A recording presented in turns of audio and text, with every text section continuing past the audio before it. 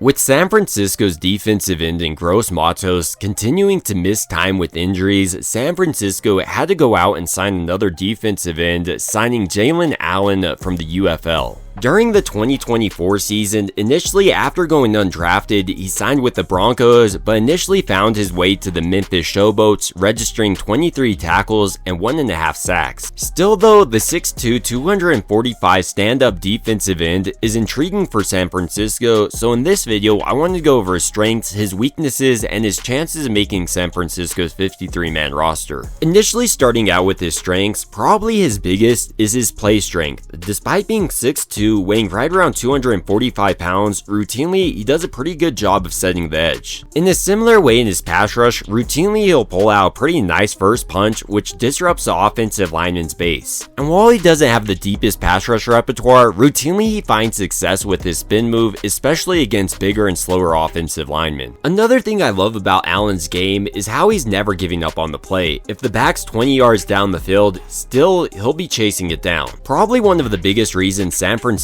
actually signed him though was how productive he was during his college and Memphis Showboats career. During his collegiate career for the Memphis Tigers, for instance, he registered 150 tackles, and for the Showboats last year, like we were mentioning, he had 23 tackles and 1.5 sacks as a rookie. Even though he's had a ton of success on the football field so far during his career, there's no reason to believe he'll carry over to the NFL level, especially when you look at his weaknesses. I mean, when you look at his size and athleticism combined, it's less than ideal to say the least. He only comes in at 6'2", weighing 245 pounds, but unlike a player like Bryce Huff, he's not extremely explosive. He's actually pretty slow off the get off. On top of that, like I alluded to earlier, he doesn't have the deepest pass rush repertoire, and his plan isn't really complete. In a similar way against the run, if an offensive lineman does get inside his pads, sometimes he struggles to get them off and he needs to continue to refine his technique there. So overall, when I'm looking at this signing, I don't necessarily think he's going to make San Francisco's 53-man roster, but more so this was a training camp move with a player like Gross Matos injured. When you look at San Francisco's other defensive linemen,